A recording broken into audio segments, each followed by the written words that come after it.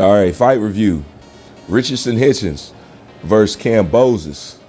That was an interesting, fun little fight. Richardson handled Cambosis a lot easier than what I thought he would. I stand corrected. But I never watched a lot of Hitchenson's fights, but judging from what I seen, even though, Cambosis didn't fight Cambosis had a dumbass game plan. I don't know why you would want to I don't know why you want to stay in range with Hitchison. But nonetheless, man, stellar ass performance. Now, I see what the kid's talking about. I gotta watch a little bit more of him. I've heard of Hitchens for quite some time. Never been that much interested in him. But I can say this, man. Judging from what I seen him do with Cambosis, and yes, I think he handled Cambosis more impressively than Devin Haney. Whether you think Cambosis is the same guy that fought during that time, I'll leave that up to y'all. That's neither here nor there for me. But one thing that I can say by looking at him, one thing he definitely got over Devin, he definitely has better balance. And his sense of distance, his radiance is keen, it's very sharp. And I like that composure in there. Now I can see what he's talking about. See, I didn't understand this fight. This was like a fun little popcorn fight because I really didn't see the point, in doing it. But now I get it. If this was to get eyes on him and to raise his stock and have him rise to be somebody that's looked at that could be a competitor for Devin Haney, I totally understand now. And I'll say what? I'm even interested. I must say they got me interested. I would like to see those two styles because they're extremely similar. Go at it. I think Hitchison, I think from what I've seen, technically, Hitchison is a little bit more well put together. I will say that. I'm not sold because I need to see him fight more pressure fighters. I need to see him fight somebody, who's really not scared to step to him. And then, I can make a more sound decision. But like I said, it's a fight that I didn't take too much serious because I didn't see the point. But watching the fight, I seen the point. And if they wanted to raise his profile or whatever and whatnot, I totally get it. But before then, I didn't get the purpose of the fight. But Hitchison, that was nice. You know what I'm saying? That was nice. Cambosis, did he come to win? I think he did. He just fought dumb. You know what I'm saying? But nonetheless, that doesn't take nothing away from Hitchison. He's a lot better than I thought he was. And I would like to see eventually him and Devin Haney go at it. If they can build that up, man, I'm all for it. You know what I'm saying? But other than that, I didn't see the purpose of the fight. Now, other than that, honorable mentions, prelims, Ishant Dev, I think that's his name, the Indian kid. I think he fought at like 154. He's nice. I like him. That's a good foundation you guys got right there. And if y'all can turn him into something, that's a huge market. That's a huge market. But I'm going to tell you why I'm so impressed by Ishant Dev. Because unless you a coach, unless you do some type of training, whether it's boxing, sports training, or something like that, you're not going to know what I'm talking about.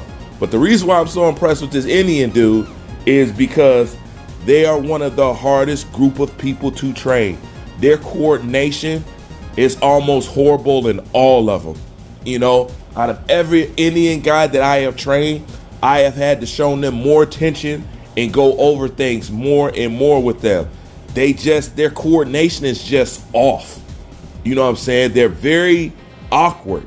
You know what I'm saying? So honestly, I'm not bullshitting. To see an Indian guy that well coordinated was impressive by itself alone. Only coaches and trainers gonna know what I'm talking about with this.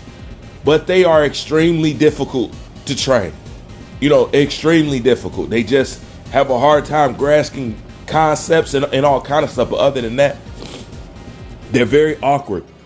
Now, I would say this. When I was looking at him, although he might have had a style that some people would call boring, he still made it look interesting. Now, this is one thing. He's a big 154. I believe they fought 154. He's a big 154. To be that big, he does not hit hard enough. Make sure y'all get some power, and this is going to be a problem because they're not all strong. Their strength varies too. You know what I'm saying? They're always not very strong. Some of them, when they're strong, but most of them are not strong. You know what I'm saying?